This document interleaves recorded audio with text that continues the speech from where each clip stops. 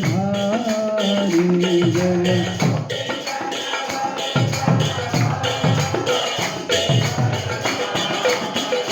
जय यशोदानंदन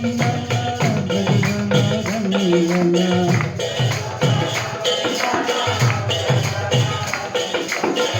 यशोदानंदन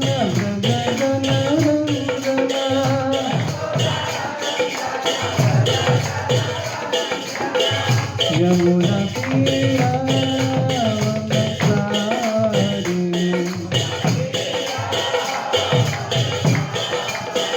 यमुना तीरा वनचारी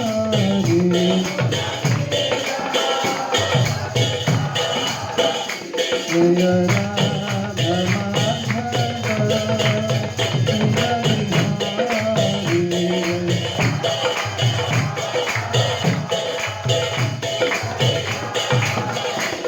जय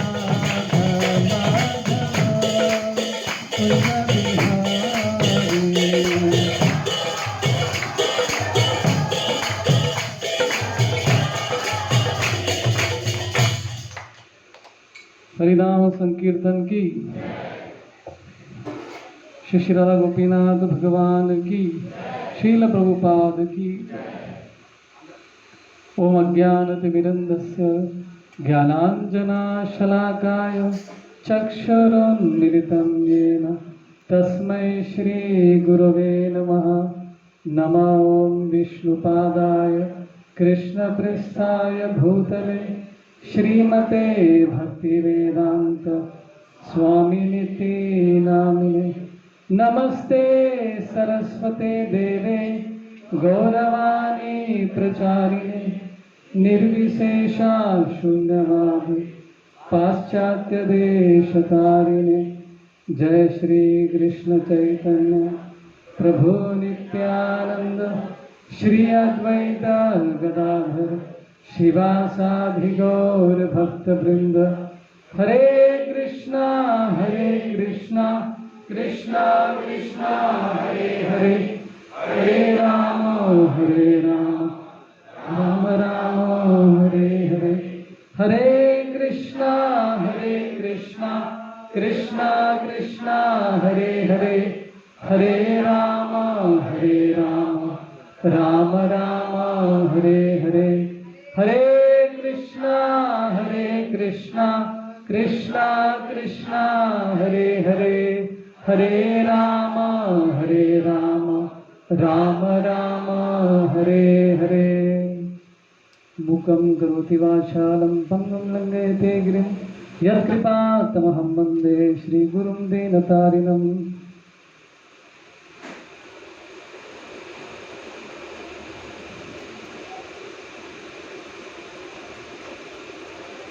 हरे कृष्णा। पिछले सप्ताह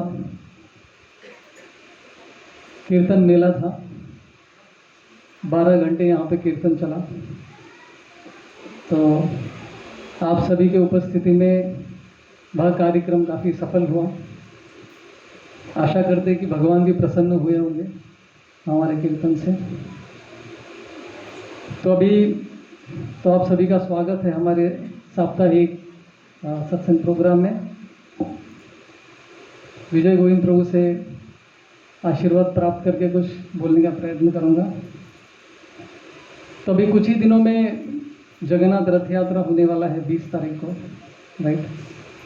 तो उसी सिलसिले में हम कुछ चर्चा करेंगे जगन्नाथ जी के बारे में, उनके कुछ लीलाओं के बारे में, और ये विग्रह पूजा क्या होता है, इसके पीछे विज्ञान क्या है, वो भी हम लोग थोड़ा चर्चा करेंगे।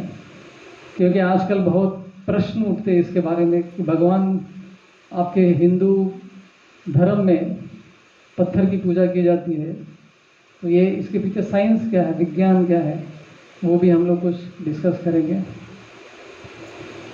तो जैसे हमारे शास्त्र कहते हैं कि मनुष्य जन्म का उद्देश्य क्या है, भगवान की भक्ति करके फिर से वापस भगवत धाम चले जाना, राइट। यहाँ पे परमानेंट सेटलमेंट नहीं करना है हमको। अधिकतर लोग इस भौतिक जगत में इतने फंसे हुए हैं इस भौतिक जगत में, प्लानिंग कर रहे हैं कि फ्यूचर हमारा कैसे होना चाहिए, गाड़ी बंगला वगैरह वगैरह। तो प्लानिंग करना चाहिए, लेकिन इतना भी नहीं कि जो हमारा असली गोल है, राइट, भगवान को प्राप्त करने का, भगवत धाम जाने का, कृष्ण प्रेम प्राप्त करने का, तो वो गोल से हमको नहीं हटना है, उसको हमेशा याद रखना है। तो जीवन का उद्देश्य है भगवान कृष्ण के प्रति प्रेम की भावना उत्पन्न करना, लेकिन ये उतना आसान नहीं है, राइट। तो शास्त्र कहते हैं कि प्रेम हमारे अंदर ही है। जैसे छोटा बच्चा है, उसके अंदर चलने की शक्ति होती है, लेकिन चलना प्रैक्टिस करता है, गिरता है, फिर उठता है, गिरता है, खड़ा होता है, तो धीरे धीरे प्रैक्टिस कर करके बच्चा चलना सीखता है। चलने की शक्ति अंदर है ऑलरेडी सबके अंदर। उसी तरह से भगवान के प्रति भक्ति की भावना भी हमारे अंदर है, लेकिन अभी कवर्ड है, तो ऊपर से कवरिंग हो गया है, उसको फिर से पुनर्जागृत करना है भगवान के प्रति प्रेम की भावना। तो अभी सत्संग प्रोग्राम हो या फिर मंदिर में कोई प्रोग्राम होता है, तो हम में से कितने लोग आतुरता के साथ हम लोग इंतज़ार करते कि कब मंदिर जाने का समय आएगा। ऐसा कम होता है। आप में से कुछ लोग रहेंगे उच्च कोटि के भक्त, उनकी बात नहीं कर रहे हम, अधिकतर, राइट। जैसे हम ब्रह्मचर्य आश्रम में कहते हैं हर दिन हमको 4 बजे उठना होता है, तो 4 बजे उठ के भगवान के मंगल आरती के लिए दौड़ते हुए जाना, भगवान के दर्शन होने वाले हैं। तो ऐसी भावना के साथ कितने लोग आते हैं मंदिर, कितने लोग मंगल आरती अटेंड करते हैं। तो अभी प्रेम नहीं है भगवान के प्रति, उत्पन्न करना है, फिर से जागृत करना है। तो उसके लिए भगवान ने हमको एक मेथड दिया है, वो क्या है? साधना भक्ति। साधना भक्ति मतलब क्या होता है? अपने आप को फोर्स करना भगवान की भक्ति करने के लिए। सवेरे जल्दी उठना, माला करना, राइट। कभी कभी 16 माला बहुत मुश्किल हो जाता है। काम में भी कभी कभी हम लोग इतने फंसे रहते हैं। मुझे याद है जब मैं जॉब करता था, एक समय की बात थी, तो पूरे दिन भर में मुझे समय ही नहीं मिला जॉब करने के लिए। इतना बिजी स्केड्यूल चल रहा था। रात के 1 बजे भी मैं ऑफिस में था, एक माला भी स्टार्ट नहीं किया मैंने। इतना बिजी चल रहा था, टफ। फिर अगले दिन सवेरे फिर से स्टार्ट करना था काम, डेडलाइन था कुछ तो लेकिन 16 माला तो करना ही है। सारे ऑफिस के लोग चले गए, मैं अकेला था। रात में 1 बजे बैठ के 1 से 3 बजे तक बैठ के 16 माला कंप्लीट किया। उसके बाद फिर मैं घर गया, फिर सवेरे 9 बजे तक ऑफिस। कठिन होता है, इतना आसान नहीं होता है। तो साधना भक्ति मतलब क्या है? खुद को फोर्स करना। सत्संग प्रोग्राम में आने के लिए मन नहीं करता है। अभी आदि पुरुष पिक्चर लगा हुआ है, सबका मन वहीं पे जा रहा होगा शायद, पता नहीं। तो अलग अलग चीज़ों में, खेल कूद में, बच्चे हैं क्रिकेट खेलने के लिए जाते हैं, हमारे अद्वैत प्रभु फुटबॉल खेलने के लिए जाते हैं, राइट। तो ऐसे बहुत सारे चीज़ें हमारे सामने आती है, तो वो अपने आप को हमको फोर्स करना पड़ता है सत्संग प्रोग्राम में आने के लिए, जप करने के लिए, सवेरे जल्दी उठने के लिए। तो इसी को साधना भक्ति कहते हैं, राइट। और साधना भक्ति कैसे की जाती है? शुरू में इंद्रियों द्वारा की जाते हैं। अतः श्री कृष्ण नामादि न भवे ग्राह्यम इंद्रिय सेवोन्मुखो ही जीवादो स्वयं एवं स्फुरत्यता। तो शास्त्र कहते हैं कि भक्ति कैसे स्टार्ट होती है? हमारे इंद्रियों से, राइट। तो सबसे पहले इंद्रिय जिससे हमारी भक्ति चालू होती है वो क्या है? जिह्वा, भगवान का नाम लेना। और उससे पहले भगवान का प्रसाद, वो भी जिह्वा से ही करते हैं हम लोग। सबसे प्रथम आकर्षण भक्ति में हमको होता है तो प्रसाद, फिर बाद में कीर्तन, प्रवचन सबसे लास्ट में आता है, राइट। अक्सर प्रवचन में हमारा मन कहीं और भटकता है, नींद भी आती है। तो भी हमारे जो इंद्रिय है वो शुद्ध नहीं है, प्योर नहीं है। तो ऐसे इंद्रियों से हम भगवान का दर्शन नहीं कर सकते, संभव नहीं है। तो इसके लिए हमको साधना भक्ति करते हुए धीरे धीरे इंद्रियों को शुद्ध करना है, तब जाके भगवान के प्रति प्रेम की भावना आ सकती है। तो ऐसे अशुद्ध इंद्रियों और मन से हम भगवान के दर्शन नहीं कर पाएंगे, भगवान हमको दर्शन नहीं देंगे। तो अभी भगवान की सेवा कैसे की जाए, फिर साधना भक्ति कैसे की जाए? तो भगवान ने इसलिए दया दिखाकर उन्होंने क्या किया, अर्च विग्रह के रूप में हमारे सामने आ गए। जैसे भगवान का फोटो है, ये राधा गोपीनाथ जी का फोटो है, जगन्नाथ बलदेव सुभद्रा माई का भी फोटो है, या फिर विग्रह होते हैं। तो भगवान हम पर कृपा दिखाने के लिए ऐसे रूप में अवतरित भी होते हैं। इसको अर्च विग्रह कहते हैं, राइट। तो अर्च विग्रहों की सेवा करते करते अपने गुरु के मार्गदर्शन में उनकी सेवा करते हुए हरे कृष्ण महामंत्र जप करते करते धीरे धीरे मन और इंद्रिय शुद्ध हो जाते हैं, राइट। तो जैसे उदाहरण देते हैं, तो प्रभुपाद ने भक्ति को जब उन्होंने इंग्लिश में उसका अनुवाद किया तो उन्होंने क्या कहा, उसको डिवोशन नहीं कहा, उन्होंने क्या कहा, डिवोशनल सर्विस, सेवा, भक्तिमय सेवा। भक्ति मतलब सेवा, भक्ति और सेवा को अलग नहीं कर सकते हम लोग। जहाँ पे भक्ति है वहाँ पे सेवा भी आ जाती है, बिना सेवा के हम भक्ति नहीं कर सकते, राइट। तो हमारा जो भगवान के प्रति संबंध है उस सेवा के माध्यम से है। हरे कृष्ण महामंत्र जप करना भी एक सेवा है, राइट। तो भगवान के प्रति प्रेम अगर हमको उत्पन्न करना है, डेवलप करना है, तो सेवा के माध्यम से वो संभव है। तो जैसे उदाहरण देते हैं, पुराने काल में छोटे बच्चों की शादियां होती थी, बचपन में शादियां कर देते 7 साल के उम्र में। हरे कृष्णा। अर्च विग्रह के बारे में हम लोग चर्चा कर रहे हैं, तो भगवान का विग्रह डांस कर रहे समझ रहे हैं। बट एनीवे, हमारी गलती की वजह से गिरा हुआ है।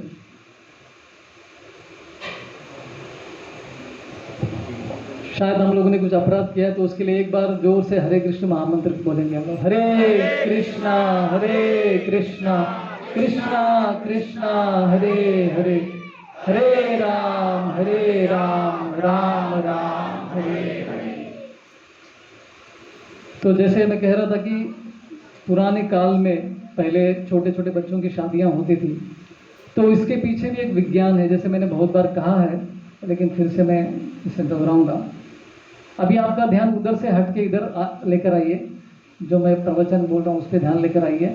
मन जो है कितना चंचल है ना, थोड़ा सा कहीं आवाज़ आते ही बस ध्यान पूरा उधर शिफ्ट हो जाता है हमारा। स्वाभाविक है, राइट, क्योंकि हमको भगवान के वचन पर रुचि नहीं है। तो ये विज्ञान क्या है, चाइल्ड मैरिजेस, बच्चों की शादी के पीछे विज्ञान क्या है, ध्यान से सुनिएगा।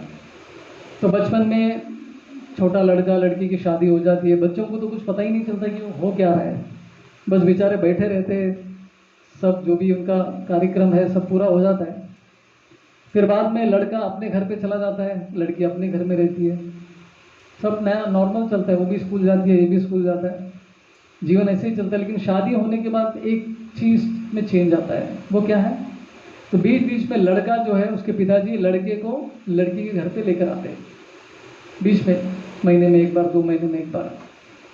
और लड़की की माँ जो है लड़की को बोलती है, देखो तेरा पति आ गया, जाओ उसके लिए पानी लेकर आए। तो लड़की अंदर जाती है, पानी लेकर आके ऐसे सामने रख देती है, कुछ मालूम नहीं है, कुछ फीलिंग नहीं है उसके प्रति, बस एक लड़का है, बस दोस्त के जैसा, सामने पानी रख दिया। फिर बाद में फिर कभी आया तो माँ बोलेगी लड़की को, जाके इसके लिए कुछ खाने का लेकर आए किचन में से, तो लेकर आके देती है, तेरा पति आया है। तो इस तरह से माँ उसको धीरे धीरे ट्रेन करती है उसकी सेवा करने के लिए। तो वो दोनों का संबंध का आधार क्या है, सेवा। सो सेवा के आधार पर वो दोनों का संबंध बन जाता है। तो ये शादी का मेन फाउंडेशन है, ये नींव है, राइट। सेवा के आधार पर संबंध होना चाहिए। उसी तरह से भगवान से भी हम संबंध जब बनाना चाहते हैं तो सेवा के माध्यम से होता है। तो आजकल शादियां होती है तो कैसे, फोटो देखकर होती है, दिखने में अच्छी है बस खत्म, दिखने में अच्छा है खत्म, अच्छा एजुकेशन बैकग्राउंड है, अच्छा सैलरी है, ऐसे कुछ चीज़ें हम लोग देते हैं। लेकिन सेवा भाव है कि नहीं दोनों के अंदर, एक दूसरे की सेवा करने की कितनी उनके अंदर इच्छा होती है। तो ये आजकल कितना देखा जाता है मालूम है, जब तक आदमी को पता चलता है कि ऐसा कुछ है नहीं तो फिर डाइवर्स हो जाता है, लेट हो गया है, राइट। तो सेवा, तो ये चाइल्ड मैरिजेस के उदाहरण से हम समझ सकते हैं कि भगवान के साथ भी संबंध हम सेवा के द्वारा, सेवा के माध्यम से ही कर सकते हैं। तो जैसे ये प्रश्न आता है कि क्या किसी भी पत्थर को हम भगवान समझ के पूजा कर सकते हैं? अभी किसी गांव में एक पत्थर है, किसी एक ने वहां पे कुमकुम लगा दिया, फूल चढ़ा दिया तो लाइन लग जाएगी। कोई पूछता नहीं कि भाई ये कब आ गया है, गांव में 2 दिन पहले तो था नहीं है, कोई पूछता ही नहीं, बस लाइन लग जाती है उधर लंबा, सब नारियल फोड़ने लगते हैं वहाँ पे, और एक आदमी बगल में बैठ के दक्षिणा भी कलेक्ट करता रहता है, बिजनेस। तो क्या हर पत्थर को हम पूजा कर सकते हैं? क्या हर पत्थर में भगवान होता है? होता है कि नहीं होता है? नहीं होता है, राइट। तो पत्थर के अंदर कौन से पत्थर को हम भगवान का रूप दे सकते हैं? जिस पत्थर में प्राण प्रतिष्ठा की गई हो। ऐसे भी किसी भी पत्थर को हम लोग भगवान नहीं समझ सकते। और भगवान की मूर्ति जो बनती है पत्थर से, वो भी शास्त्र के आधार पर होती है, ऐसा नहीं कि कुछ भी बना दिया। शास्त्र में एक ऐसा शास्त्र आता है जिसको हम क्या बोलते हैं, स्कल्पटिंग क्या बोलते हैं हिंदी में, शिल्प कला। तो शिल्प कला नामक भी एक शास्त्र है जिसमें भगवान का जो विग्रह कैसे बनाना चाहिए पूरा मेजरमेंट के साथ दिया हुआ है, तो उसी प्रकार से बनाना होता है भगवान का। तो शिल्प बनने के बाद अभी कभी कभी हम देखते हैं कि शिल्पकार जो भगवान की मूर्ति बना रहा है, कभी कभी सिगरेट भी फूंकते हुए जो है भगवान का विग्रह बना रहा है, तो उसमें भी भगवान नहीं है, सिर्फ वो भगवान का जो है स्टैचू बना रहा है, विग्रह बना रहा है। उसके बाद जब उसे मंदिर लेकर आते हैं, जब भगवान का शुद्ध भक्त प्राण प्रतिष्ठा करता है, भगवान को आह्वान देता है, भगवान आइए इसमें विराजमान होइए, तब जाके वो सब होने के बाद भगवान उसके अंदर आ जाते हैं, मूर्ति के अंदर। तो वैसे मूर्ति की हम पूजा कर सकते, किसी भी पत्थर की पूजा नहीं कर सकते। जैसे नासिक में एक फैक्ट्री है, मिंट का फैक्ट्री है, नोट बनाने का फैक्ट्री, 500 रुपये का नोट वो सब बनता है वहाँ पे। तो वहाँ पे फैक्ट्री है, उसके 2 गेट्स है। तो एक गेट में जो है नॉर्मल पेपर मशीन के अंदर जाता है, एक गेट से नॉर्मल जो उसका जो पेपर होता है वो वहाँ से जाता है। तो वहाँ पे 2-3 गार्ड खड़े रहते, बस वो गेट पे ज़्यादा सिक्योरिटी नहीं रहता, 2-3 गार्ड खड़े रहते हैं, नॉर्मल पेपर वहाँ से अंदर डालते हैं। तो फैक्ट्री के दूसरे गेट में क्या होता है, करेंसी नोट बन के बाहर निकलता है, और वहाँ पे इतना टाइट सिक्योरिटी रहता है, वो भी पेपर ही है ना, इधर के पेपर में ज़्यादा सिक्योरिटी नहीं है, लेकिन उधर से जब नोट बन के निकल रहा है तो इतना सिक्योरिटी है, सब लोग गन लेके खड़े हुए हैं ताकि कोई चोरी न कर सके। तो इसका मतलब क्या है, सेम पेपर है लेकिन उसका वैल्यू बदल गया, गवर्नमेंट ने उस पर ठप्पा मार दिया कि ये अभी 500 रुपये का नोट है करके। हम एक पेपर को आसानी से फाड़ देते, लेकिन 500 रुपये नोट को फाड़ेंगे क्या, जान चली जाएगी,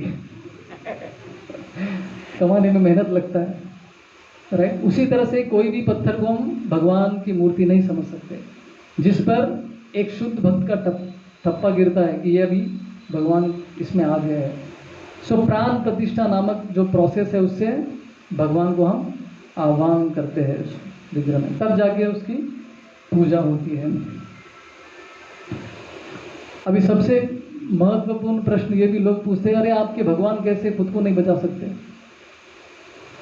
इतने सारे भगवान की मूर्तियों को नष्ट किया गया, इतने सारे मंदिरों को तोड़ दिया गया है, अगर ये पत्थर में आपके भगवान होते तो अपने आप को क्यों नहीं बचाया?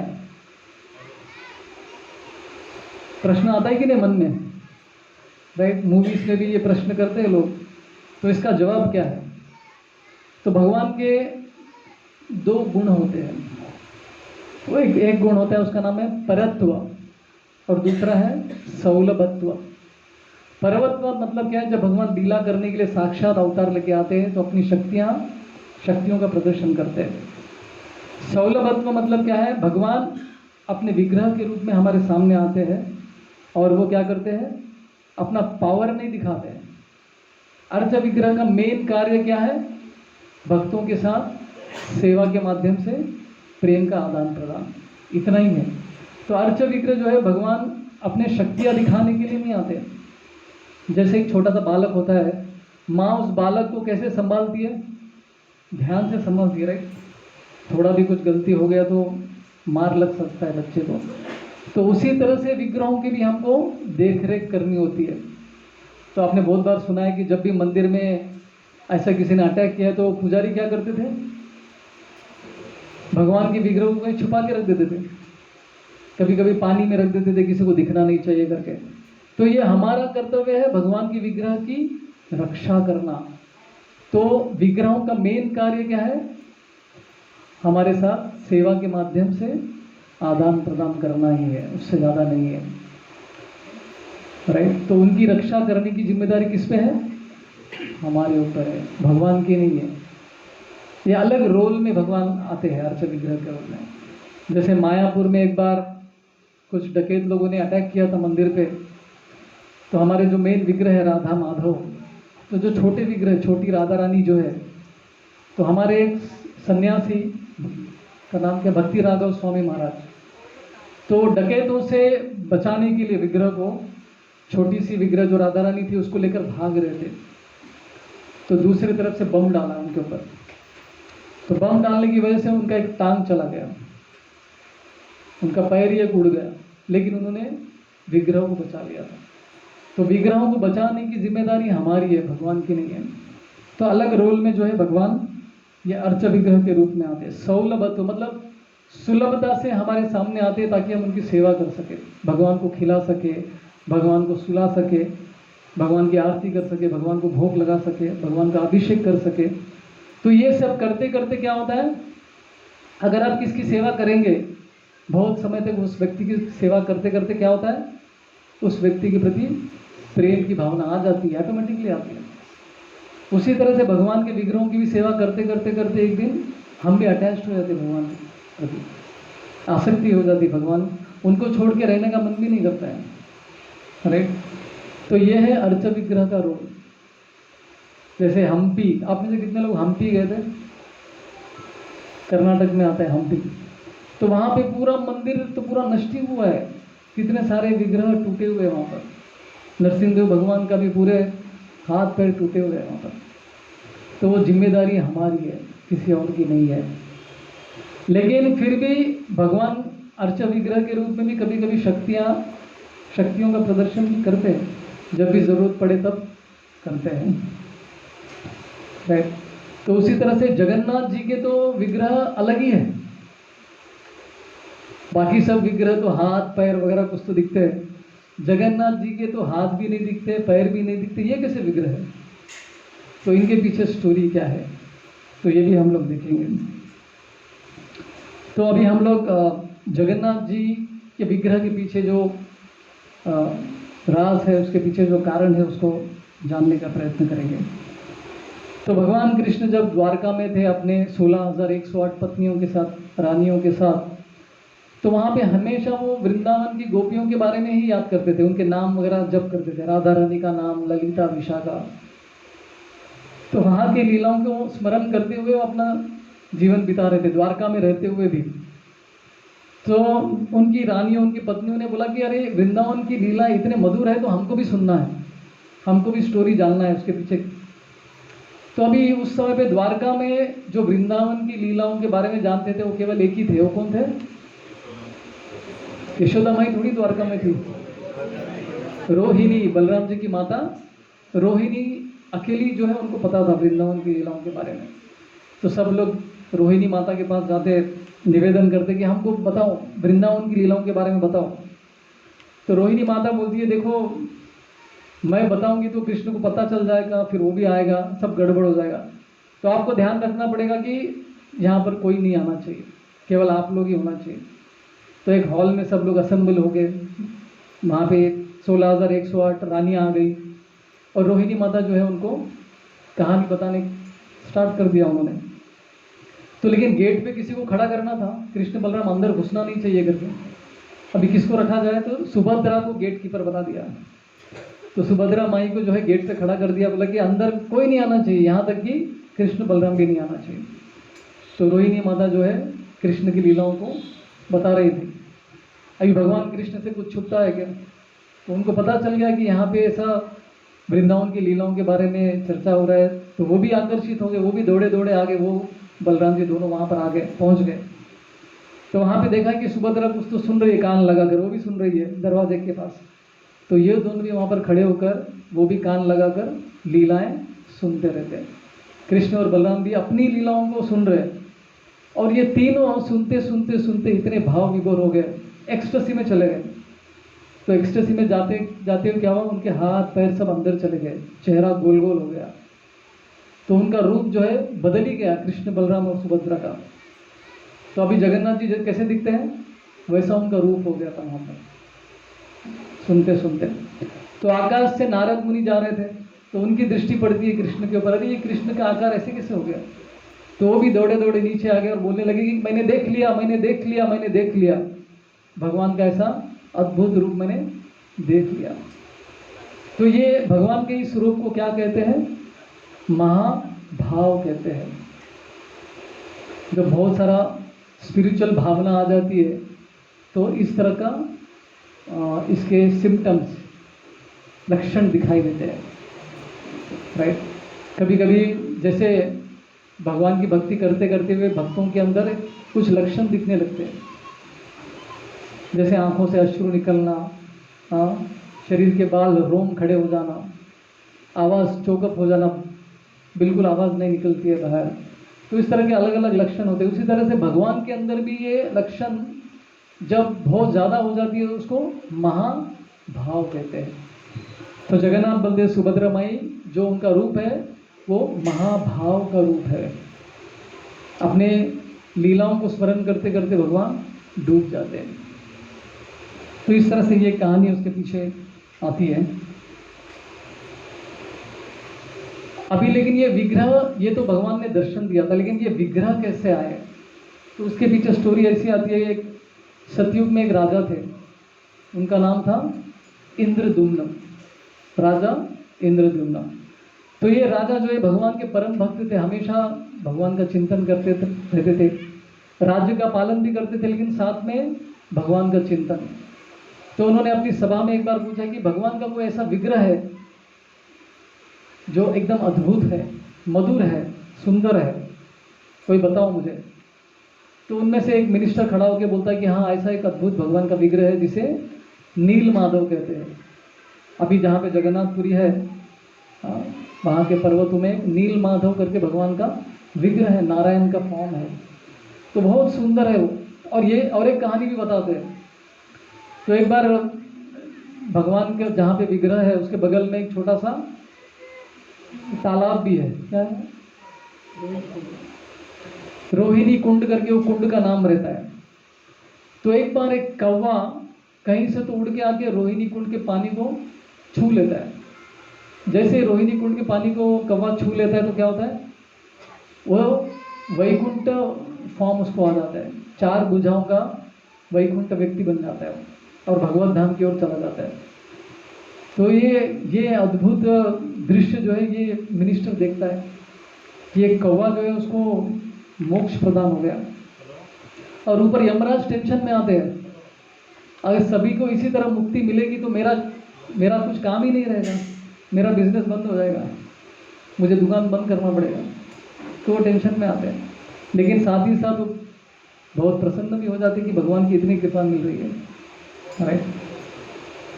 तो ये सब स्टोरी सुनने के बाद इंद्रद्युम्न महाराज के मन में विचार आता है कि मुझे तुरंत निकलना पड़ेगा भगवान के दर्शन करने के लिए, करके वो तुरंत निकल जाते हैं। और उनके पीछे पीछे उनकी प्रजा भी आ जाती है, सैनिक, प्रजा, आर्मी, सब कुछ पीछे पीछे चलने लगता है, राइट। तो देखिए, जब राजा भगवान का भक्त होता है तो प्रजा भी जो है भगवान की भक्ति करने में उनको आसानी होती है। यथा राजा तथा प्रजा। तो ऐसे राजा थे। ऐसे एक राजा जो है हमारे भागवतम में भी आते हैं, अम्बरीश महाराज, वो भी भगवान के परम भक्त थे। कहा जाता है कि उनके राज्य में हर व्यक्ति भगवान का भक्त था। सोचिए कैसा वो रहेगा, नहीं। पूरे पूरे राज्य में, पूरे किंग मतलब पूरे कंट्री में सभी भगवान के भक्त हैं। ऐसा दृश्य देखने को पता नहीं कभी मिलेगा, कलयुग में तो संभव नहीं है। तो इंद्रद्युम्न महाराज ऐसे राजा थे। तो भगवान के दर्शन के हेतु जो है वो सब राज्य छोड़ के सबके साथ निकल पड़े उसी समय पे। तो जाते जाते बस अभी कुछ ही दूर था, पहुंचने से पहले उनको खबर मिलती है कि भगवान अदृश्य हो गए, गायब हो गए। नील माधव जो है अभी नहीं है, वो गायब हो गए, तूफान आ गया और वो वहाँ से गायब हो गए। तो इंद्रद्युम्न महाराज जो है शोक मनाते, अपने आप को कोसते कि मेरा भाग्य कितना बेकार है, ये मेरा दुर्भाग्य है कि मुझे भगवान के दर्शन मिलने से पहले ही भगवान चले गए। तो बहुत चिंता करते हैं, बहुत दुखी हो जाते हैं। तो उतने में वहाँ पे नारद मुनि आके बोलते हैं कि आप चिंता मत कीजिए, ये भगवान का प्लान है, भगवान आपको उनके प्लान के बारे में बताएंगे, आप टेंशन मत लीजिए। तो उसी समय जो है भगवान उनको मार्गदर्शन देते हैं, उनको कहते हैं कि आप चिंता मत करो, मैं अभी दूसरे रूप में आने वाला हूँ। और कहते हैं कि अभी ये समुद्र में एक बहुत बड़ा लकड़ी आने वाला है, हाँ, तो उस लकड़ी को लेकर आप जो है मेरे विग्रह बनाइए, तो उस नए रूप में मैं फिर से यहाँ पर आऊँगा। तो प्रसन्न हो जाते हैं ये सुन के कि भगवान अभी दूसरे रूप में आने वाले हैं। तो उसी समय पे खबर मिलती है कि ऐसा कुछ बड़ा सा लकड़ी जो है समुद्र के तट पे आ गया है। तो बहुत सारे लोग जाते हैं उसको लेने के लिए, लेकिन वो इतना वजन रहता है कि कोई उठा ही नहीं पाता है। 300 लोग जाते हैं उसको उठाने के लिए, तब जाके उसको लेकर आ पाते हैं। तो उसको लाने के बाद अभी विग्रह कौन बनाएगा? लकड़ी तो मिल गया, लेकिन विग्रह कौन बनाएगा? तो उसी समय पे एक बूढ़ा ब्राह्मण वहाँ पे आ जाता है। वो बोलता है कि मैं बनाऊंगा विग्रह। तो एक्चुअल में ये बूढ़ा ब्राह्मण कौन था? विश्वकर्मा, भगवान का जो इंजीनियर है। तो वो वहाँ पे आ जाते हैं बूढ़े ब्राह्मण के वेश में, रूप में। तो वो बोलता है कि मैं बनाऊंगा, लेकिन एक शर्त होगी मेरी। शर्त क्या है? मुझे अकेले एक रूम में छोड़ दीजिए, आप वहाँ पर कोई नहीं आएगा, मैं अपने विग्रह बनूंगा। बीच में कोई अगर डिस्टर्ब करेगा, मुझे दरवाज़ा खोलेगा, मैं तुरंत चला जाऊंगा, नहीं रुकूंगा। तो उसका ये कंडीशन था। तो राजा बोलते ठीक है, कोई प्रॉब्लम नहीं, आप स्टार्ट कीजिए, कोई आपको डिस्टर्ब नहीं करेगा, राइट। तो उसको एक रूम दिया जाता है, उस रूम के अंदर वो भगवान के विग्रह बनाते रहता है, लकड़ी से भगवान जी के विग्रह बनाता है। तो जब विग्रह बनाता है तो आवाज़ आता है ना, छिलने का आवाज़ आता है। तो सबको लग रहा है कि काम चल रहा है, काम चल रहा है। तो एक दिन अचानक से बिल्कुल आवाज़ ही नहीं आती है रूम से। तो राजा सोचने लगता है कि भाई कुछ गड़बड़ तो नहीं हुआ, वो ठीक तो है ना ब्राह्मण अंदर। तो मन में अलग अलग विचार आते हैं, तो उनसे रहा नहीं जाता है। तो अचानक से दरवाज़ा खोल देते हैं। तो जैसे राजा दरवाज़ा खोल देते हैं तो ब्राह्मण जो है वहाँ से गायब हो जाता है। उसका कंडीशन था, शर्त था उसका। तो भगवान के जो विग्रह थे अपूर्ण थे, कंप्लीट हुए नहीं, उनके हाथ नहीं थे, पैर भी नहीं थे, इस तरह से रूप बना हुआ था उनका। तो फिर से जो है वो शोक मनाते हैं, अपने आप को कोसते हैं कि ये मेरी गलती से जो है विग्रह ठीक से नहीं बने हैं। फिर से दुखी हो जाते हैं। तो फिर से भगवान जो है स्वप्न में आके बताते हैं कि आप चिंता मत कीजिए, ये इसी रूप में मैं आना चाहता हूँ, ये मेरा महाभाव रूप है। ऐसा करके भगवान जब कहते हैं तब जाके जो है वो शांत हो जाते हैं, प्रसन्न हो जाते हैं कि भगवान इसी रूप में आना चाहते हैं।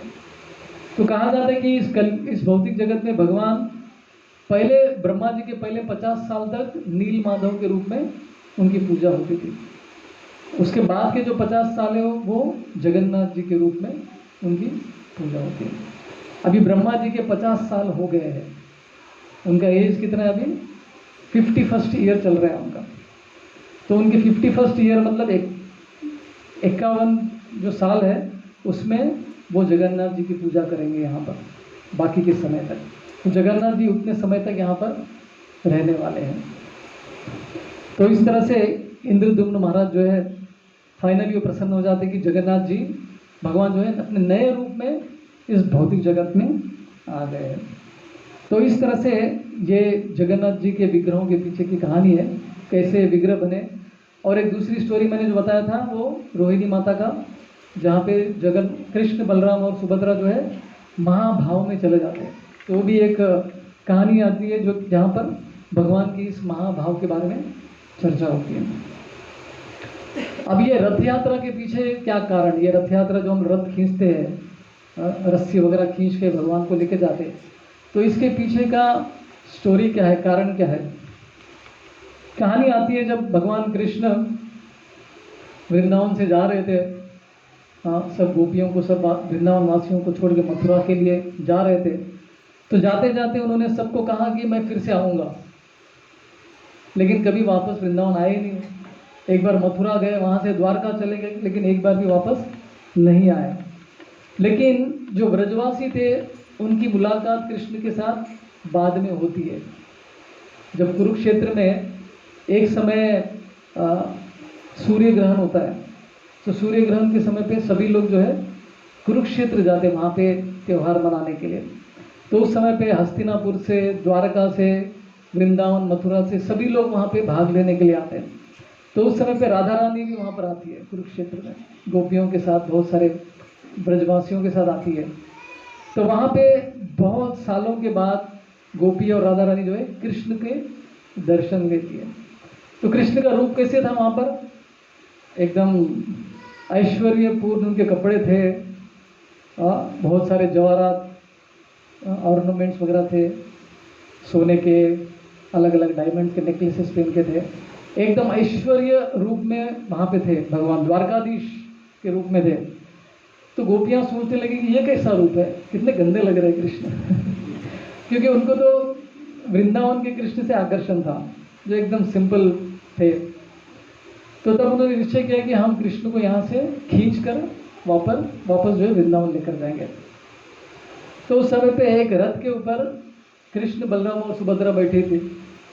तो राधा रानी और गोपियाँ अपने हृदय में, अपने मन में जो है उस रथ को खींचते हुए वृंदावन लेकर जा रहे थे। तो ये रथ यात्रा के पीछे की कहानी है, कैसे ब्रजवासी जो है कृष्ण को कुरुक्षेत्र या फिर द्वारका से वृंदावन की ओर लेकर जा रहे हैं। तो उसी तरह से जगन्नाथपुरी में दो मंदिर आती है, एक तो श्री मंदिर है जो मेन मंदिर है, उसको श्री मंदिर कहते हैं, और दूसरा मंदिर उसे क्या कहते हैं? गुंडीचा मंदिर कहते हैं। तो गुंडीचा मंदिर क्या है? वो वृंदावन का प्रतीक है, और श्री मंदिर जो है वो कुरुक्षेत्र का प्रतीक है। तो इसलिए इस रथ यात्रा महोत्सव में क्या करते हैं? भगवान को रथ में बिठाकर कुरुक्षेत्र से वृंदावन की ओर लेकर जा रहे हैं। तो ऐसा करने से सबसे ज़्यादा प्रसन्न कौन होते हैं? श्रीमती राधा रानी। तो इसलिए रथ यात्रा में भाग लेना चाहिए, राधा रानी की सहायता करने के लिए, कृष्ण को वृंदावन लेकर जाने के लिए। तो ये कहानी आती है कि रथ यात्रा के पीछे की कहानी है, राइट। ये गुंडीचा किसका नाम है? जो राजा इंद्रद्युम्न की स्टोरी हमने सुनी है, उनकी पत्नी का नाम गुंडीचा है, तो उनके नाम पर ही वो मंदिर बना हुआ है। तो गुंडीचा माता बहुत महान व्यक्ति है वो। जब जगन्नाथ जी के विग्रह बने तब गुंडीचा माता ने निश्चय किया कि हम अपना पुत्र नहीं ये करेंगे, हमको पुत्र नहीं चाहिए, हमको कोई भी बच्चा नहीं चाहिए, हमारा बच्चा कौन है? जगन्नाथ जी है। अगर हमारा बच्चा आएगा तो हमारा ध्यान हमारे बच्चे पे रहेगा, भगवान पर नहीं रहेगा। तो इंद्रद्युम्न महाराज और गुंडीचा माता दोनों निश्चय करते कि हम अपना बच्चा ही नहीं ये करेंगे। तो ऐसी उनका त्याग है, राइट। भगवान को अपना पुत्र के रूप में ये कर उनकी पूजा करते थे। तो अभी रथ यात्रा से एक दिन पहले का जो त्यौहार होता है उसे क्या कहते हैं? गुंडीचा मार्जनम। तो गुंडीचा मार्जनम में क्या होता है? क्योंकि भगवान को हम लोग कुरुक्षेत्र से वृंदावन लेकर आ रहे हैं, तो गुंडीचा मंदिर में भगवान को लाने से पहले वहाँ पे सफाई करनी होती है, साफ सफाई करनी होती है। आप में से कितने लोगों को सौभाग्य मिला है किसी मंदिर में झाड़ू पोछा करने का? हाथ ऊपर कीजिए। ठीक है, गुंडीचा में भी, जगन्नाथपुरी में भी किसी मंदिर में बहुत कम लोग हैं, राइट। तो ये बहुत बड़ा सौभाग्य होता है, भगवान के मंदिर में झाड़ू लगाना। मतलब कितना भी करोड़ों धन देने पर भी नहीं मिलता है, राइट। तो रथ यात्रा से पहले क्या होता है? पुरी का जो राजा है वो राजा जगन्नाथ जी के सामने आके झाड़ू लगाता है। तो इतना बड़ा सम्मान होता है भगवान के सामने झाड़ू मारना, भगवान के मंदिर में झाड़ू लगाना। तो तो जगन्नाथ रथ यात्रा से एक दिन पहले गुंडीचा मार्जन होता है, गुंडीचा मंदिर की सफाई करनी होती है। तो चैतन्य महाप्रभु अपने अनुयायियों के साथ गुंडीचा मार्जन भी करते थे एक दिन पहले। मैंने भी बहुत बार किया है गुंडीचा मार्जन जगन्नाथपुरी में रथ यात्रा से पहले। तो वहाँ पे सबसे पहले उन्होंने क्या किया, पूरे मंदिर का झाड़ू लगाया। झाड़ू लगाने के बाद फिर से क्या किया, फिर से झाड़ू लगाया। अभी पहली बार झाड़ू लगाने के बाद फिर से झाड़ू लगाने की जरूरत है क्या? नहीं। लेकिन चैतन्य महाप्रभु ने कहा कि अगर कुछ और रह गया तो उसको भी साफ करना है। तो इतने ध्यान पूर्वक जो है चैतन्य महाप्रभु मंदिर की सफाई कर रहे थे। एक भी कचरा नहीं होना चाहिए करके, राइट। तो मंदिर की तुलना किससे की जाती है? हृदय से की जाती है। तो हृदय में एक भी कचरा है तो वहाँ पे भगवान नहीं आएंगे। तो मंदिर को साफ करना मतलब हृदय को साफ करने जैसा है, या फिर हृदय को साफ करना मतलब मंदिर को साफ करने जैसा है। इस मंदिर में, हृदय नामक हृदय रूपी मंदिर में अगर भगवान को विराजमान करना है तो हमको इसकी सफाई करनी पड़ेगी। तो इसमें सफाई करने के लिए कचरा क्या है? काम, क्रोध, लोभ, मोह, मद, मत्सर्या, ये 6 प्रकार के जो कचरा है हमारे हृदय में भरा हुआ है। तो इसकी सफाई करना बहुत जरूरी है, तब जाके भगवान के लिए वो जगह ठीक बन जाती है, राइट। तो चैतन्य महाप्रभु ने पहले झाड़ू लगाया। तो पहले जब झाड़ू लगाया तो उसमें जो कचरा निकला वो क्या था? हमारे जो स्थूल अनर्थाएं हैं, जैसे काम है, क्रोध है, लोभ है, तो इसकी सफाई हो जाती है। जो कचरा दिखता है, गुस्सा आता है तो दिखता है कि नहीं लोगों को?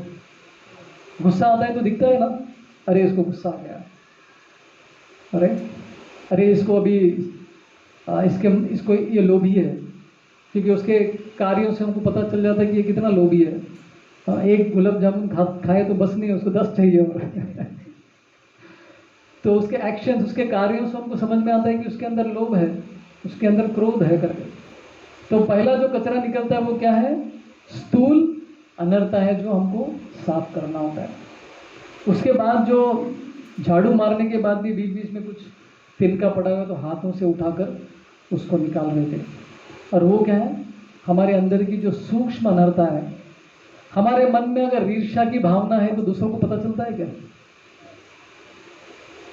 हमारे मन में जो दूसरों के, अरे सब सम्मान उसको ही मिलता है, मुझको नहीं मिलता, ये मन में चल रहा है, तो दूसरों को इसके बारे में पता चलता है क्या? नहीं चलता है। भगवान को पता चलता है। तो ये है सूक्ष्म तरह के अनर्थाएं जो दूसरों को नहीं दिखता है, तो वो कचरा भी निकालना जरूरी है। उसके बाद पानी डालकर जो है अच्छे से सफाई की जाती है। तो यहाँ पर चैतन्य महाप्रभु जब सभी लोग झाड़ू लगा रहे थे तो तब उन्होंने एक कंपटीशन रखा, एक स्पर्धा रखा कि सबसे ज़्यादा कचरा जो जमा करेगा उसको महाप्रसाद ज़्यादा मिलेगा। तो सब लोग लगे हुए ज़्यादा कचरा निकालने के लिए। अभी कचरे का तो हम लोग ऑटोमेटिकली जन्म ये नहीं कर सकते ना, कचरा झाड़ू मारेंगे तो ही निकलेगा ना। तो ऐसा कंपटीशन चैतन्य महाप्रभु ने लगाया, सब लोग निकालने लगे, लेकिन सबसे ज़्यादा जो कचरा था वो चैतन्य महाप्रभु का था, राइट। तो भगवान कृष्ण भावग्राही है। हम लोग जो सेवा करते हैं उसकी भावना भी देखते हैं, लेकिन साथ में रिजल्ट भी देखते हैं। ऐसा नहीं कि भगवान को प्रसन्न करने के लिए मैंने थोड़ा इधर उधर हाथ घुमा दिया, नहीं, रिजल्ट भी दिखाना होता है। भगवान भावग्राही जनार्दन है, लेकिन फिर भी हमको रिजल्ट भी दिखाना होता है। जैसे चैतन्य महाप्रभु के बोलने पर नित्यानंद प्रभु हरिदास ठाकुर रोज प्रचार करने के लिए जाते थे। भज गौरांगो कहो गौरांगो लोहो गौरांगेर नाम रे। हर घर में जाके सबको बोलते थे कि आप भगवान का नाम जप करो, कृष्ण का नाम जप करो करके। और शाम में जब वापस आते थे तो चैतन्य महाप्रभु को रिपोर्ट देते थे कि आज हमने इतने लोगों को प्रचार किया करके, रिपोर्ट भी देते थे। तो चैतन्य महाप्रभु जो है हमारी भावना तो देखते ही है, लेकिन साथ में हमारा मेहनत भी देखते हैं, राइट। भक्त जो है आलसी नहीं होता है, मेहनत करता है, चालू काम नहीं करता है सेवा में, उसमें अपना हृदय डालकर जो है सेवा को अच्छे से करता है। तो इस तरह से जगन्नाथ रथ यात्रा से एक दिन पहले क्या होता है, गुंडीचा मार्जन, मंदिर की सफाई होती है। तो उसके बाद अगले दिन जो है रथ यात्रा का समारोह होता है। तो भगवान जब अवतार लेते इस जगत में, तो एक मेन कारण क्या है उनके अवतार लेने का? धर्म की स्थापना वो सब तो है, लेकिन सबसे मुख्य कारण यह है कि वो अपने भक्तों के साथ प्रेम का आदान प्रदान करने के लिए आते हैं। ये मुख्य कारण है। तो उसी तरह से भगवान के जो विग्रह है वो भी भक्तों के साथ प्रेम का आदान प्रदान करते हैं, राइट। तो शास्त्र में अभी कोई प्रश्न करता है कि भगवान के अर्च विग्रह चमत्कार दिखा सकते हैं क्या? आपने सुना कोई भगवान का विग्रह जो चमत्कार दिखाता है? किसी ने सुना है किसी विग्रह के बारे में? जगन्नाथ जी का तो है ही, इसके अलावा बहुत सारे स्टोरीज है, राइट। तो उनमें से जैसे उड़ीसा में ही है साक्षी गोपाल करके मंदिर है, भगवान का विग्रह है। तो भगवान का नाम क्या पड़ गया? साक्षी गोपाल। भगवान ने जो है साक्षी दिया, साक्ष्य दिया। हाँ, एक ब्राह्मण की शादी का उन्होंने, वो विटनेस थे मतलब उनके सामने जो है दोनों ब्राह्मणों के बीच में एग्रीमेंट हुआ था कि मेरी बेटी आपको विवाह में दूंगा करके। तो इसका विटनेस, साक्षी किसको बनाते हैं? गोपाल जी को बनाते हैं, जो वृंदावन के विग्रह है। तो गोपाल जी के सामने ये एग्रीमेंट होता है, लेकिन बाद में वो बूढ़ा ब्राह्मण भूल जाता है अपने बेटे के प्रभाव में आकर। उसका बेटा नहीं चाहता था कि उनकी बहन की शादी इस जो गरीब ब्राह्मण थे उसके साथ हो जाए करके। तो क्योंकि उन्होंने भगवान के सामने एग्रीमेंट किया था, ये जो ब्राह्मण थे, गरीब ब्राह्मण, तो वो बोले कि अरे आपने तो वादा किया था आपकी पुत्री को विवाह में देने के लिए, लेकिन आप तो मुकर गए। तो बोलते कि आपने कब, मेरे पिताजी ने ऐसा कोई शर्त नहीं रखा, ऐसा कोई एग्रीमेंट नहीं है करके उनका बेटा कहता है। तो बोलता कि लेकिन इसके लिए तो भगवान साक्षी है, भगवान के सामने ये सब एग्रीमेंट हुआ था। तो वो भाई क्या बोलता है, जाओ भगवान को लेकर आओ, तब हम लोग मानेंगे। तो भगवान के ऊपर इस व्यक्ति को, इस ब्राह्मण को, गरीब ब्राह्मण को इतनी श्रद्धा थी, वो वृंदावन गए भगवान को लाने के लिए, गांव में लाने के लिए। तो गोपाल जी से मिलते वृंदावन में, बोलते कि देखो भाई मेरी शादी संकट में है, आप साक्षी थे, आपको आके साक्ष्य देना पड़ेगा। तो भगवान बोलते कि अरे मैं विग्रह हूँ, मैं कैसे आ सकता हूँ वहाँ पे, मैं थोड़ी वहाँ पे चल के आऊँगा। तो भगवान, ये ब्राह्मण बोलता कि अगर आप बोल सकते हो तो चल भी सकते हो। तो भगवान के भक्तों से भगवान जो है हार जाते हैं। तो बोलते ठीक है, आप तुमसे तो मैं जीत नहीं सकता, ठीक है मैं आऊँगा, लेकिन पीछे पलट के नहीं देखने का, तुम्हारे पीछे पीछे मैं चलते होगा। तो गोपाल जी का विग्रह जो है वृंदावन से कहाँ पे आता है? South India. नहीं, पहले स्टोरी साउथ इंडिया की है। तो साउथ इंडिया तक जो है भगवान उस ब्राह्मण के पीछे पीछे चलते हुए आ रहे हैं।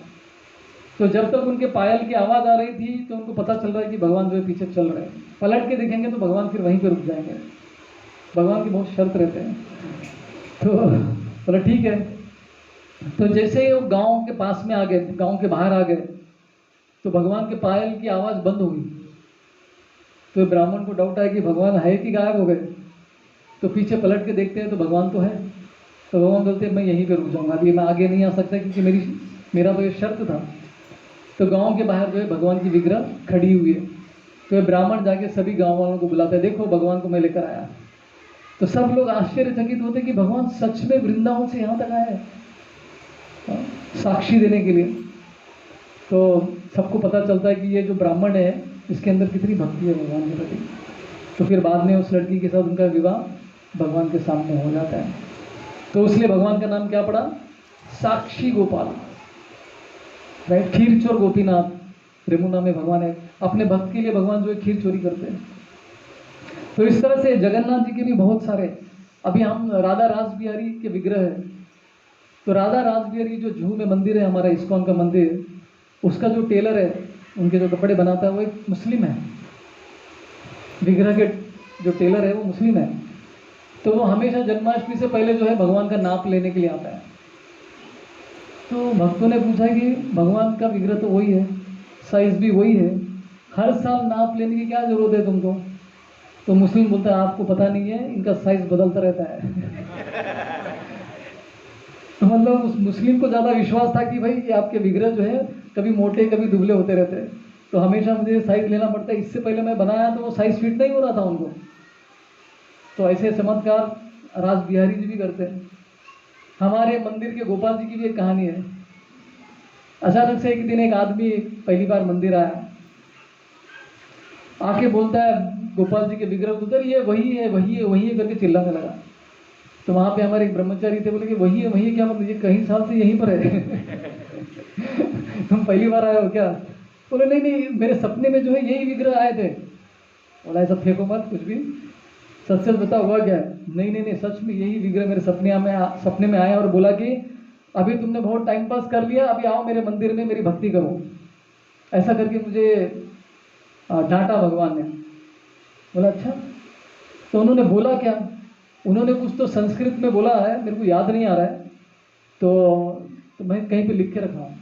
तो अगली बार जो है वो संस्कृत में लिखा हुआ जो है वो लेकर आके हमारे एक भक्त को दिखाता है, ब्रह्मचारी को दिखाता है, ये बोला था उन्होंने। तो संस्कृत का जो लाइन था, सेंटेंस था, वो उसका मतलब यही था कि भाई अभी तुमने बहुत टाइम पास कर लिया, सब ये छोड़ो, इंद्र तृप्ति के पीछे भागना छोड़ दो, मेरी भक्ति करो, मेरी शरण में आओ। तो ये व्यक्ति जो है क्रिश्चियन था, हिंदू भी नहीं था वो। तो इस तरह से उनकी लीला हुई है, राइट। तो भगवान चमत्कार भी करते हैं, विग्रह के रूप में चमत्कार भी करते हैं, लेकिन वो अपने कभी कभी भक्तों की श्रद्धा बढ़ाने के लिए, उनको चमत्कार करने की जरूरत नहीं। चमत्कार को देखकर भगवान की भक्ति में आना ये अच्छी बात नहीं है, राइट। क्योंकि भगवान फिर चमत्कार करना बंद कर देंगे आपके जीवन में, तो फिर श्रद्धा भी चली जाती है। अगर दिखाते हैं तो अच्छी बात है, हमको भी भगवान के साथ प्रेम का आदान प्रदान हो जाता है, अच्छी बात है, राइट। तो जगन्नाथपुरी के जो जगन्नाथ जी है, उनके भी बहुत सारी लीलाएं हैं। उसमें से एक दो लीलाओं के बारे में मैं बताऊंगा। तो एक बार जगन्नाथपुरी में एक पांडा थे जिनका नाम था अर्जुन मिश्रा, ठीक है। तो वो भगवान के परम भक्त थे, भगवत गीता हर दिन पढ़ते थे वो। भगवत गीता में उनको खास रुचि थी, जब भी समय मिलता था तो भगवत गीता का अध्ययन करते थे। तो इसलिए उनका एक दूसरा नाम पड़ा, उनको गीता पांडा के नाम से भी लोग पुकारते थे। तो ये एक गरीब ब्राह्मण थे, भिक्षा मांगकर जीवन निर्वाह करते थे। घर में पत्नी थी, 3 बच्चे थे उनके, जो भी भिक्षा में प्राप्त करते थे उससे घर चलता था उनका। तो एक बार पुरी में लगातार 7 दिन तक वर्षा हो रही थी, घमासान वर्षा हो रही थी।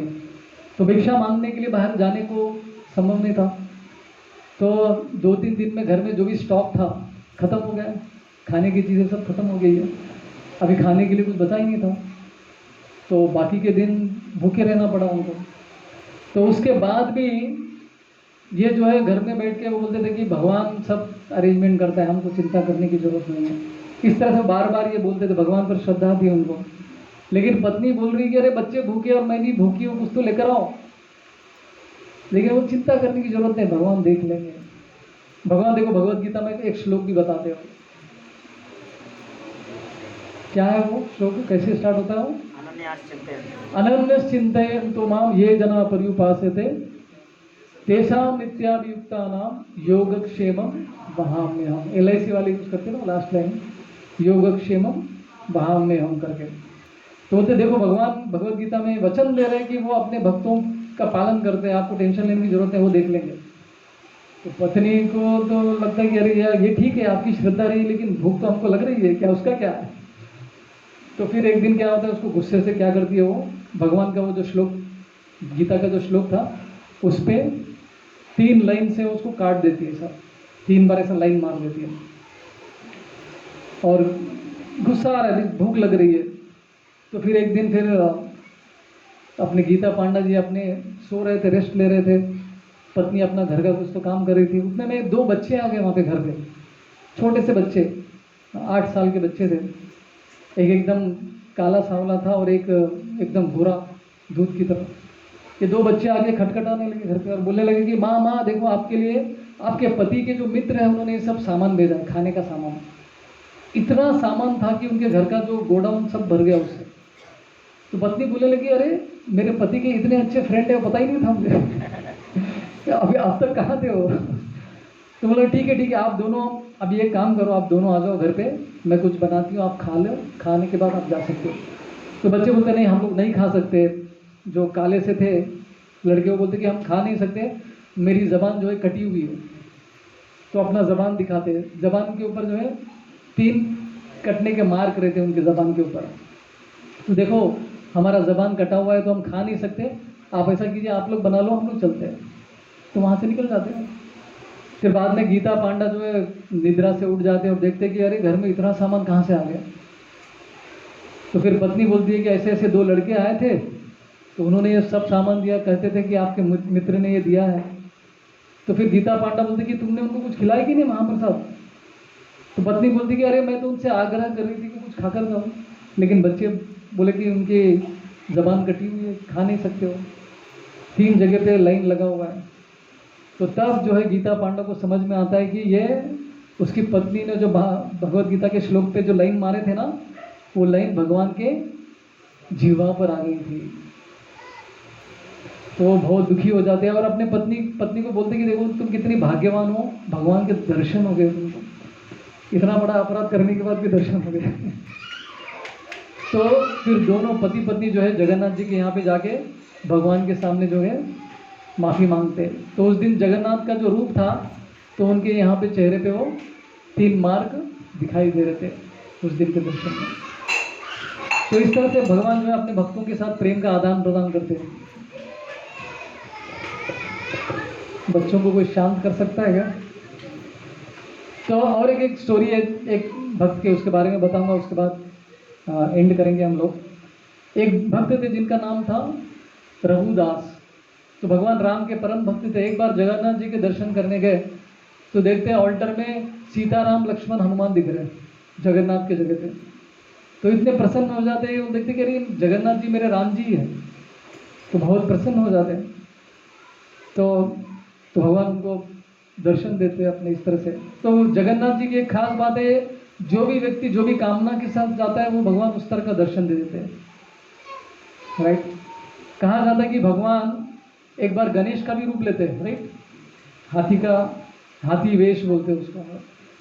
तो क्योंकि एक बार गणेश भक्त जो है जगन्नाथपुरी आता है, उसको पता चलता है कि यहाँ पे गणेश जी का विग्रह है, रहता जगन्नाथ जी का है। तो लेकिन आके देखता है कि यार ये तो गणेश जी नहीं है, दुखी हो जाता है। फिर अचानक से उसके सामने भगवान जो है गणेश के रूप में उसको दर्शन देते हैं जगन्नाथ जी। देखो भक्तों की मनोकामना पूरी करने के लिए भगवान क्या क्या वेश धारण करते हैं। तो इसी तरह से इस भक्त के लिए भगवान ने राम जी का रघुनाथ वेश भी होता है जगन्नाथपुरी, भगवान का एक रघुनाथ वेश करके भी होता है। तो वे वेश में जो है भगवान उसको दर्शन देते हैं। तो एक बार रघुदास जो है बहुत बीमार पड़ गए थे। इतने बीमार पड़ गए तो उनके घर में कोई नहीं थे, वो अकेले थे। तो बिस्तर पर पड़े थे, मल मूत्र भी वहीं पे बिस्तर पर त्याग रहे थे, वो उठने को नहीं हो रहा था, इतना वीक हो गए थे वो। तो अचानक के उनके घर में जो है एक लड़का आया और लड़का आके उनकी सेवा करने लगा, मल मूत्र साफ करने लगा, उनको नहाना खिलाना पिलाना सब कर रहा था। तो ये इतना हालत इनका खराब था रघुदास को, तो उनको समझ में भी नहीं आया था शुरू में कि ये कौन आया था। बाद में उन्होंने देखा कि अरे साक्षात जगन्नाथ मेरी सेवा कर रहे हैं। तो बहुत दुखी हो जाते और भगवान से बोलते अरे आपको मेरी सेवा करने की क्या जरूरत है, क्यों मुझसे अपराध करवा रहे हैं। भगवान बोलते आप मेरी सेवा मत करो, आप चले जाओ, मैं ठीक हो जाऊंगा, मेरी हालत पर मुझे छोड़ो, मैं आपसे सेवा नहीं ले सकता। तो भगवान बोलते कि देखो मैं चाहे तो तुमको अभी ठीक कर सकता हूँ, एक ही क्षण में ठीक कर सकता हूँ, फिर मुझे आपकी सेवा भी करने की ज़रूरत नहीं पड़ेगी। लेकिन मैं चाहता हूँ कि आप इससे गुजरो, ताकि आपका जो प्रारब्ध कर्मा है वो जलकर नष्ट हो जाए इसी जीवन में, और इस जीवन के अंत में आप मेरे धाम में आ जाओ। इसलिए मैं आपको इससे गुजरने दे रहा हूँ, साथ में आपकी सेवा भी करना है मुझे। तो भगवान अपने भक्तों की सेवा करने में उनको मज़ा आता है, और भक्त जो है भगवान की सेवा करने में उनको मज़ा आता है। दोनों के बीच में कंपटीशन चलता है, कौन किसकी सेवा ज़्यादा कर सकता है करके। तो इस तरह से वो अपने भक्त के साथ प्रेम का आदान प्रदान कर रहे थे। तो कभी कभी भगवान जो है छोटे बालक का रूप लेके रघुदास के साथ खेलने आ जाते थे, खेलने का उनका लीला चलता था। तो एक बार जगन्नाथ जी आते बालक का रूप धारण करके, रघुदास से बोलते कि चलो हम लोग राजा के बगीचे में जाते हैं, वहाँ पे जो जैक फ्रूट है कटल, उसको तोड़ते हैं, चोरी करते हैं। चोरी करने का प्लान किसका चल रहा है? जगन्नाथ जी का। तो रघु बोलता है अरे ऐसे गलत काम नहीं करने चाहिए हमको, नहीं नहीं मैं इसमें भाग नहीं लूँगा, आपका साथ नहीं दूंगा मैं। तो भगवान बोलते कि देखो वृंदावन में मेरे को माखन चोरी कर करके खाने का आदत पड़ गया है, तो मुझे चोरी करके खाने में बहुत मज़ा आता है, तो मेरे साथ तुमको चलना ही पड़ेगा। तो रघुदास बोलता कि मरता क्या ना करता, ठीक है भाई चलो करके राजा के बगीचे में जाते हैं दोनों। तो एक पेड़ के नीचे आते, कटल के पेड़ के नीचे। तो जगन्नाथ जी बोलते रघु को देखो तुम ऊपर चढ़ो, मैं नीचे रहूँगा, सबसे ऊपर जाओ, जो भी अच्छा फल मिला तुमको उसको तोड़कर नीचे फेंको, मैं कैच कर लूँगा, और फिर तुम नीचे आ जाना, फिर दोनों हम चलते हैं। तो ये भगवान का प्लान था। तो रघुदास जो है चढ़ता है बेचारा, भगवान ने बोला है तो चढ़ जाता है पेड़ पे।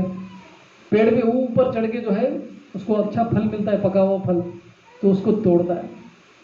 तोड़ के जब नीचे डालता है देखता है कि नीचे तो कोई नहीं है, जगन्नाथ गायब है। लेकिन उन्होंने तब तक तो फल को नीचे छोड़ दिया था। तो ऊपर से जो नीचे गिरा, धड़ाम करके आवाज़ आता है, दो टुकड़ा हो जाता है। तो आवाज़ सुनकर वहाँ पे माली दौड़ते दौड़ते आ जाता है, अरे क्या हुआ क्या हुआ, लगता है कोई चोरी कर रहा है यहाँ पे। तो आके देखता है कि यहाँ पे नीचे कटल पड़ा हुआ है, कोई दिख नहीं रहा है। फिर बाद में पेड़ के ऊपर देखता है तो रघु बैठा है। तो जगन्नाथपुरी में सबको पता है कि रघु जो है भगवान के परम भक्त हैं। तो फिर बोलते कि अरे नीचे आओ, कौन है ऊपर करके। जब रघु नीचे आता है, रघु तुम, तो वहाँ पे राजा भी पहुँच जाते हैं, राजा तक खबर पहुँच जाती कि रघु ने चोरी की है करके। तो राजा आके बोलते कि अरे रघु आपको चोरी करने की क्या जरूरत है, आप कहते तो हम आपके घर में कटल भेज देते थे, इतना सब क्यों किया आपने। तो जो है फिर रघु जो है शर्मा के पूरा स्टोरी बताता है, ये सब किया कराया जो है आपके जगन्नाथ जी का है, उनके प्लान से ये गड़बड़ हुआ है। तो सब लोग बहुत प्रसन्न हो जाते हैं सुन के कि भगवान देखो इनके साथ खेलने के लिए आते हैं, राइट। तो एक बार जगन्नाथ का रथ चालू होने वाला था, थोड़ी देर चलने के बाद रुक गया, आगे बढ़ने का नाम ही नहीं ले रहा था। ब्रिटिशर्स के टाइम का ये स्टोरी है रघुदास का, ज़्यादा पुराना नहीं है। तो रथ को हिलाने के लिए बहुत प्रयत्न कर रहे थे लेकिन हिल नहीं रहा था। तो वहाँ के ब्रिटिशर्स ने क्या किया, बड़े बड़े हाथियों को लेकर आए रथ को हिलाने के लिए। तो हाथी आए, हाथी भी प्रयत्न किए लेकिन रथ 1 इंच भी आगे नहीं बढ़ा। तो सब हैरान हो गए। तो सब ने बोला अरे देखो रघु तुम्हारे भगवान क्या लीला कर रहे हैं, हिलने का नाम ही नहीं ले रहे, सरकने का नाम ही नहीं ले रहे। तो रघु क्या करते, वो रथ के ऊपर चढ़ जाते, रथ के ऊपर चढ़कर जगन्नाथ जी के कान में कुछ बोलते।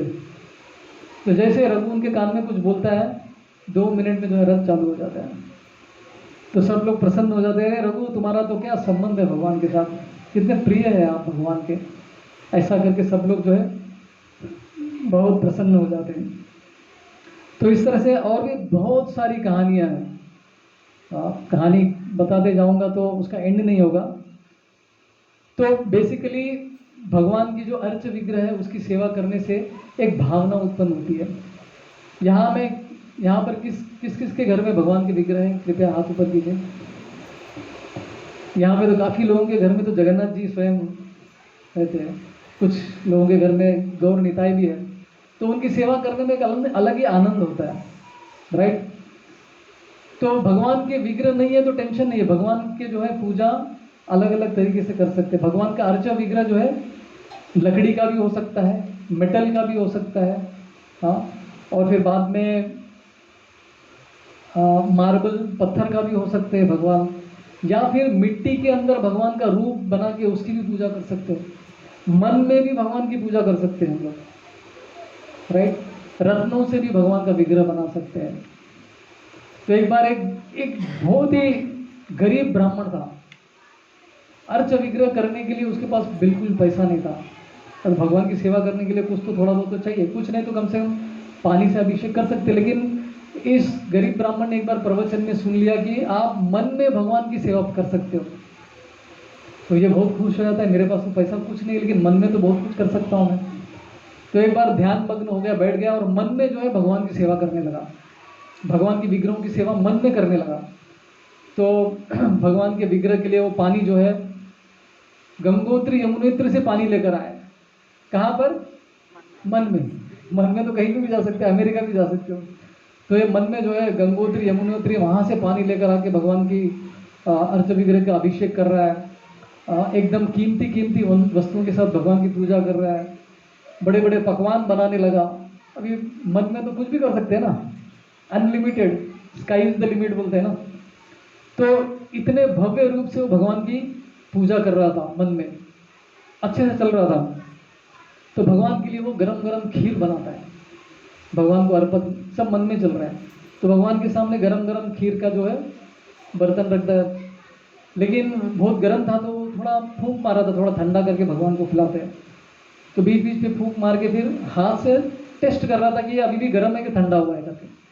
तो जैसे उसने अपनी उंगली खीर में डाला है तो उसको उंगली जल गया मन में। तो लेकिन उसको झटका सच में लग गया था। तो उसने देखा, उसका वो ध्यान भंग हो गया। फिर बाद में उसने देखा सच में उसका उंगली जला हुआ था। तो भगवान ने जो है उसने जो मन में जो भगवान की पूजा की, सेवा की, भगवान ने उसको स्वीकार कर लिया था। अभी जिसके पास पैसा वैसा सब अच्छा है उसको मन में करने की जरूरत नहीं है कंजूसी नहीं करनी है हमको, जितना यथाशक्ति भगवान की सेवा करनी चाहिए, राइट। जैसे अभी अमीर आदमी है, करोड़ों का उसके पास पैसा है, अगर वो 50 रुपए देगा उसको कोई फर्क पड़ेगा क्या? सागर में से गागर निकाल जैसा है, उससे कुछ फर्क नहीं पड़ता है। तो जिसने अपनी यथाशक्ति जितना भगवान ने हमको दिया उसके हिसाब से हम भगवान की सेवा करनी चाहिए। तो हर दिन मंदिर जाना संभव है? हम तो मंदिर में रहते हैं, लेकिन आप लोग घर में रहते हैं, तो इसलिए आचार्य कहते हैं घर एक मंदिर, घर को मंदिर बनाइए। भगवान का विग्रह नहीं ला सकते, टेंशन नहीं, भगवान का ऐसा फोटो भी घर में रख सकते हैं। फोटो भी जो है भगवान का अर्चित विग्रह है। फोटो, पेंटिंग, कुछ नहीं तो मिट्टी में भी भगवान का आकार डाल के उसको पूजा कर सकते हैं, राइट। और भगवान की पूजा करना बहुत सरल है। गीता में, भगवद गीता में क्या कहते हैं भगवान? पत्रम पुष्पम फलम तोयम। फल वो भी नहीं मिला, फूल वो भी नहीं मिला, और क्या है? पत्र वो भी नहीं मिला, पानी तो मिलेगा, बारिश तो फ्री में हो रहा है, तो पानी कम से कम भगवान को चढ़ा सकते हैं। कि 4 में से कोई एक भी भगवान को चढ़ाएंगे तो भगवान प्रसन्न हो जाते हैं। लेकिन प्रेम की भावना से, कंडीशन है, भगवान का भी कंडीशन होता है, प्रेम की भावना से चढ़ाएंगे तो भगवान स्वीकार करते हैं। और लेकिन सबसे आसान तरीका क्या है भगवान की सेवा करके उनको प्रसन्न करने का कलयुग में? हरे कृष्णा कृष्णा कृष्णा हरे हरे, हरे राम राम राम हरे हरे। 24 घंटा हम लोग भगवान का नाम ले नहीं पाएंगे, उतनी शक्ति नहीं है। तो इसलिए भगवान प्रभुपाद ने हमको क्या दिया? अर्च विग्रह भी दिए जिसकी हम सेवा कर सकते हैं, राइट। तो अलग अलग माध्यम से जो है हम भगवान की भक्ति कर सकते हैं। जैसे ध्रुव महाराज भगवान की पूजा कर रहे थे, ध्यान कर रहे थे, तपस्या कर रहे थे, तो नारद मुनि ने उनको क्या कहा? एक तो मंत्र दिया जप करने के लिए। मंत्र क्या था? ओम नमो भगवते वासुदेवाय। अभी इस्कॉन के भक्त लोग सोचते रहे ये मंत्र हमको देते तो कितना अच्छा होता, 16 माला जल्दी हो जाता। इतना छोटा मंत्र है, लेकिन भगवान जानते हैं कलयुग के लोगों को क्या देना है। तो नारद मुनि के उन्होंने मंत्र दिया। नारद मुनि ने ध्रुव महाराज को और क्या दिया? एक विग्रह भी बनाया, नारायण के विग्रह बना के विग्रह की सेवा करने के लिए भी बोला था उनको, राइट। तो ये पैकेज है पूरा, भक्ति मतलब पैकेज। भगवान की विग्रह की सेवा, हरे कृष्ण महामंत्र का जप, एकादशी का पालन करना, उपवास करना, यात्रा पर जाना, भगवान के धाम में जाना, भगवान के मंदिर में जाना, ये सभी जो है करके हम अपने घर में ही एक मंदिर बना सकते हैं। हफ्ते में एक दिन हम मंदिर भी जा सकते हैं। इस तरह से हम लोग आसानी से भगवान की भक्ति करके अपने जीवन को जो है परफेक्ट कर सकते हैं। हरे कृष्णा कृष्णा कृष्णा हरे हरे, हरे राम राम राम हरे हरे। जय श्री श्री जगन्नाथ बलदेव सुभद्रा महारानी की जय। श्री श्री जगन्नाथ बलदेव सुभद्रा महारानी रथ यात्रा महामहोत्सव की। अभी हम लोग जगन्नाथ अष्टकम गाएंगे, उसका शीट्स है किसी के पास? तो ग्रुप में व्हाट्सएप में भी डाला गया है जगन्नाथ अष्टकम।